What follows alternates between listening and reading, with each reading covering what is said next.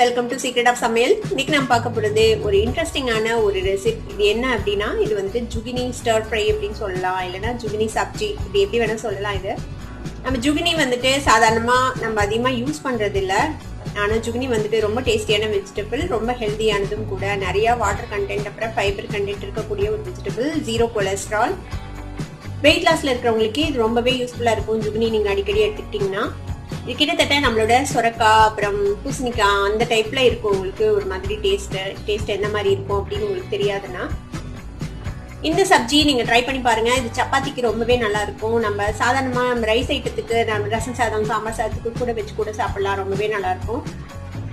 இந்த ஜுகினி ஸ்டர் ஃப்ரை எப்படி செய்யறது அப்படின்னு பார்க்கறதுக்கு முன்னாடி நீங்க என்னோட சேனலுக்கு இப்பதான் முதல் முறையா வரீங்கன்னா இந்த வீடியோ கீழே இருக்கிற சப்ஸ்கிரைப் பட்டனை மறக்காம பிரஸ் பண்ணுங்க. பக்கத்துல இருக்கிற நோட்டிபிகேஷன் பெல்லையும் மறக்காம கிளிக் பண்ணிடுங்க. அப்பதான் என்னோட ஃபியூச்சர் நோட்டிபிகேஷன் உங்களுக்கு உடனே வந்து சேரும்.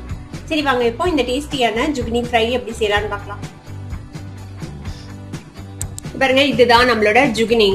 இந்த ஜுகினி வந்துட்டு நிறைய ஃபைபர் இருக்குது ஜுகினில. அப்புறமேட்டு ஃபுல்லா வாட்டர் கண்டென்ட், நிறைய வாட்டர் கண்டென்ட் இருக்குது இதுல. கிட்டத்தட்ட நம்மளோட சொரக்காய் மாதிரியான ஒரு காய் இது வந்துட்டு நம்ம தோலோடையே யூஸ் பண்ணலாம். இதுல வந்துட்டு இன்னும் 2 கலர் கூட வரும். நம்ம ஊர்ல வந்துட்டு கிரீன் அண்ட் எல்லோ வந்துட்டு ஆஃப்னா கிடைக்கும். இன்னொரு கலர் பர்பிள் கலர்ல கூட ஜுகினி கிடைக்கும். ஆனா டேஸ்ட்ல வந்துட்டு உங்களுக்கு பெரிய டிஃபரன்சஸ் இருக்காது. வெறும் கலர் மட்டும்தான் வேற மாதிரி இருக்கும். நீங்க எந்த ஜுகினி கிடைச்சாலும் நீங்க வந்துட்டு யூஸ் பண்ணலாம். இது வந்துட்டு ரொம்பவே ஹெல்தி உடம்புக்கு. கண்டிப்பா கிடைச்சதுன்னா வாங்கி ட்ரை பண்ணி பாருங்க. நம்ம வந்துட்டு பொதுவா இந்த ப்ரோக்கலி, ஜுகினி இதெல்லாம் எப்படி என்ன செய்யறது அப்படின்னு தெரியாததுனாலயே நம்ம வந்துட்டு வாங்க மாட்டோம். ஆனா இது வந்துட்டு ஈஸியா செய்யலாம். மித்த காய்கறிகள் மாதிரி தான், நல்ல டேஸ்டியாவும் இருக்கும் சாப்பிட்றதுக்கு. இப்போ நாம இன்னைக்கு வந்துட்டு நம்ம இதை வச்சு நம்ம ஒரு ஸ்டர் ஃப்ரை செய்ய போறோம். ஜுகினி ஸ்டர் ஃப்ரை ரொம்ப ஈஸி, சிம்பிளான ஒரு ரெசிபி. இப்போ இதுக்கு வந்துட்டு நம்ம இந்த ஜுகினியை வந்துட்டு வெட்டிக்கலாம். நம்ம இவ்வளவு பெருசும் போட போறது இல்ல, பாதி மட்டும் போடலாம். நம்ம இப்ப பாதியா கட் பண்ணிக்கலாம். பாருங்க எப்படி இருக்குதுன்னு. ரொம்ப குட்டி குட்டியா விதை இருக்கும். சம்டைம்ஸ் விதை வந்துட்டு பிட்டரா இருக்கலாம். நீங்க வந்துட்டு டேஸ்ட் பண்ணி பாத்துக்கோங்க, கசக்குதா என்னன்னு சொல்லிட்டு. கசக்கலைன்னா நீங்க அப்படியே யூஸ் பண்ணலாம். லைட்டா கசக்கிற மாதிரி இருந்ததுன்னா நடு பார்ட்டை மட்டும் நீங்க வெட்டிட்டு யூஸ் பண்ணலாம், ஒன்றும் பிரச்சனை இல்லை. முதலே நல்லா கழுவிட்டு தொடச்சு வச்சுக்கோங்க ஜுகினியை. நான் ஆல்ரெடி கழுவி எடுத்துட்டு வந்துட்டேன். இப்போ இந்த பார்ட்டை, சைட் பார்ட்டை வெட்டிடலாம். நம்ம வெட்டிட்டு இதை வந்துட்டு நம்ம ஃபர்ஸ்ட் பாதியா கட் பண்ணிக்கலாம்.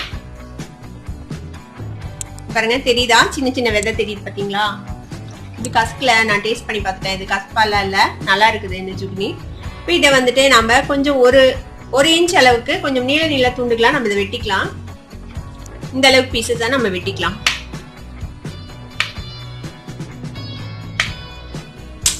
பாருங்க, இந்த மாதிரி சைஸ்ல நம்ம வெட்டிக்கலாம். கிட்டத்தட்ட சொரக்காய் மாதிரி தான் இருக்கும் பாக்குறதுக்கு. டேஸ்டும் அப்படிதான். நம்ம என்ன மசாலாஸ் போடுறோமோ அது கூட அப்படியே பிளெண்ட் ஆயிடும். அதனால வந்துட்டு நீங்க எது வேணா போட்டு செய்யலாம். இது கூட இவ்வளவு பெரிய பெரிய பீஸா வேணாம் அப்படின்னு நினைச்சீங்கன்னா சின்னதா வேணாலும் வெட்டிக்கலாம். அது உங்களோட விருப்பம் தான், உங்களோட சாய்ஸ். உங்களுக்கு பெருசா இருந்தா பிடிக்குமா, சின்னதா இருந்தா பிடிக்குமான்னு உங்களுக்கு தகுந்த மாதிரி நீங்க வந்துட்டு சாப் பண்ணிக்கோங்க. நான் கொஞ்சம் பெரிய பெரிய பீஸஸா போட்டுக்கேன். இப்போ நம்மளோட ஜுகினியை வெட்டியாச்சு. இப்போ அடுத்த ப்ரொசீஜர் என்னன்னு பார்க்கலாம். ஒரு பேன் அடுப்புல வச்சிருக்கேன். அதுல வந்துட்டு கொஞ்சமா எண்ணெய் விட்டுக்கலாம். இப்போ எண்ணெய் சூடாச்சு. இதுல வந்துட்டு கொஞ்சமா சீரகம் போட்டுக்கோங்க. ஒரு 1/4 டீஸ்பூன் அளவுக்கு சீரகம். சீரகத்தோடவே கொஞ்சமா பெருங்காயத்தூள் சேர்த்திக்கலாம். சீரகம் பொரிஞ்சதும் ஃப்ளேமை வந்துட்டு கம்மி பண்ணி வச்சுடுங்க. இதுல வந்துட்டு கொஞ்சமா மஞ்சள் பொடி சேர்த்திக்கலாம். கூட ஒரு 1/2 டீஸ்பூன் மல்லித்தூள் சேர்த்திக்கோங்க. ஒரு 1/2 டீஸ்பூன் அளவுக்கு சில்லி பவுடர் சேர்த்திக்கலாம்.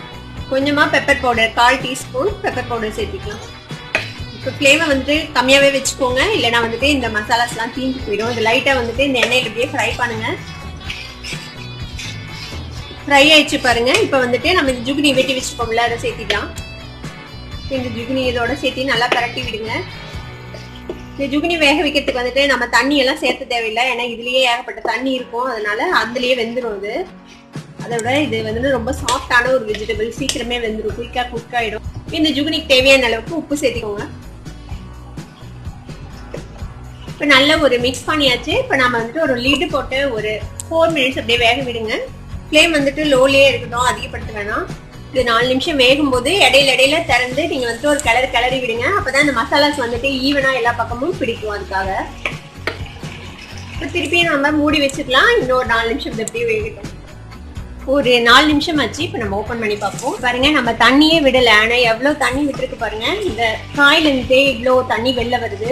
கிரேவி மாதிரி இருக்கு பாருங்க. இது வந்துட்டு உங்களுக்கு நீங்க சப்பாத்தி கூட தொட்டு சாப்பிடலாம், நல்லா இருக்கும். இது வந்து ஒரு பொரியல் மாதிரி நீங்க மெத்த ரைஸ் ஐட்டத்தோட வச்சு சாப்பிடலாம், அதுக்கும் நல்லா இருக்கும். ரொம்ப ரொம்ப சிம்பிளான ஒரு கிரேவி. வெங்காயம் தக்காளி அதெல்லாம் எதுவுமே இல்லாம இதை ஜுக்னி வந்துட்டு நீங்க வெங்காயம் தக்காளி பேஸ்டையும் நீங்க கிரேவி மாதிரி செய்யலாம். நான் மறுபடியும் இன்னொரு வீடியோல உங்களுக்கு அதுவும் அப்டேட் பண்றேன். இது வந்துட்டு ரொம்ப ரொம்ப சிம்பிளான ஒரு ஸ்டர் ஃப்ரை இருக்கிறது.